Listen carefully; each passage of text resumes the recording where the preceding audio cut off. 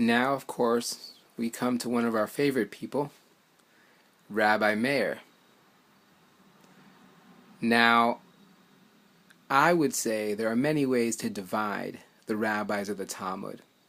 One of my favorite ways are insiders versus outsiders. The people who were considered the core important people in the transmission of this specific way of understanding Torah or dialoguing with Torah, and those who were considered outsiders for one reason or another. Of course, the insiders are Rabbi Yehuda, who we discussed earlier, his father Shimon, his father Gamliel, the family of the Nasi, the family of the prince. Rabbi Yehuda, his father Shimon, his grandfather Gamliel.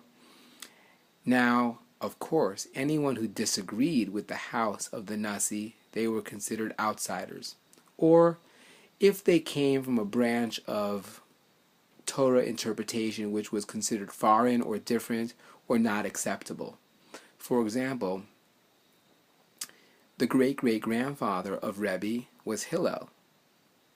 I didn't mention that, but Rebbe's father was Shimon, Rebbe's grandfather was Gamliel, Gamliel's father was another Shimon, and that Shimon's father was Gamliel Hazaken, Gamliel the elder, and Gamliel the elder's father, I believe, was Hillel.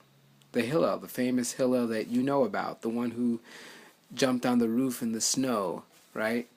So, back to Rebbe and insiders versus outsiders. You might remember that Rabbi Meir was considered an outsider for a couple reasons. First of all, Rabbi Meir had the audacity to study Torah from a man who was no longer a practicing Jew, who was a heretic, and that was considered very strange. But Rabbi Meir had the insight to say, this man, I don't care what his practice is, but he knows Torah and he could help me and I'm going to study from him. And I love that about Rabbi Meir. Rabbi Meir had a number of different sides to him. One of them was a very peaceful side, and one of them was a belligerent side. Okay, as a matter of fact, when Rabbi Meir died, his students were not allowed to come to the Beit Midrash, to the house of study that belonged to Rabbi Yehuda, because his students were so argumentative. Some people even say that the reason why we don't follow the opinion of Rabbi Meir is because his arguments were impossible to understand often. Now, Rabbi Meir also has a more peaceful side where we see that Rabbi Meir looked into Aaron HaKohen, Aaron the priest, from a long time ago, the brother of Moses.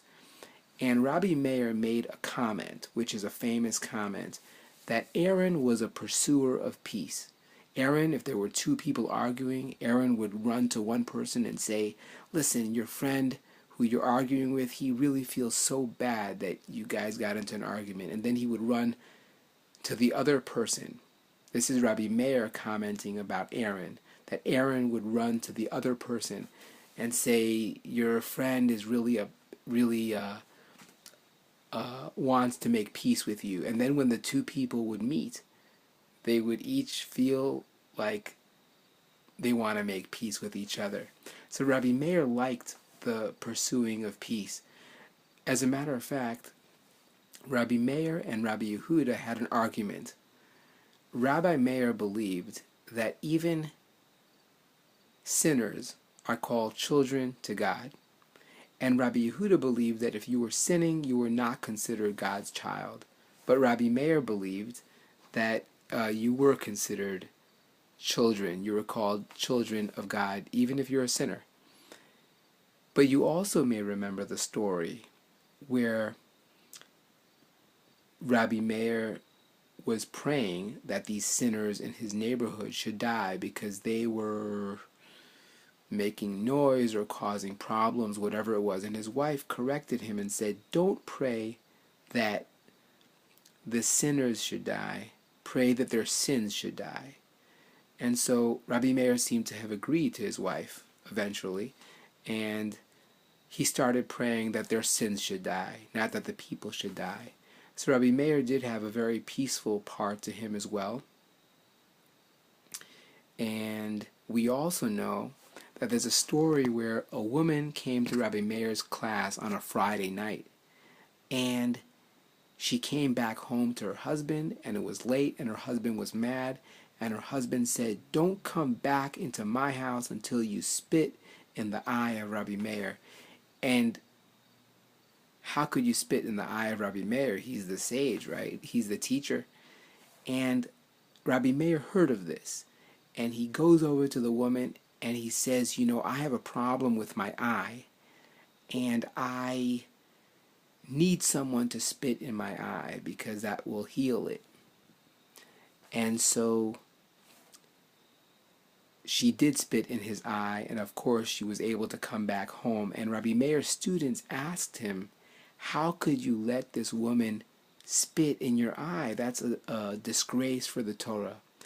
And Rabbi Meir said that we know that God, for the sake of peace in the home, God lets his own name be erased for the sake of peace in the home.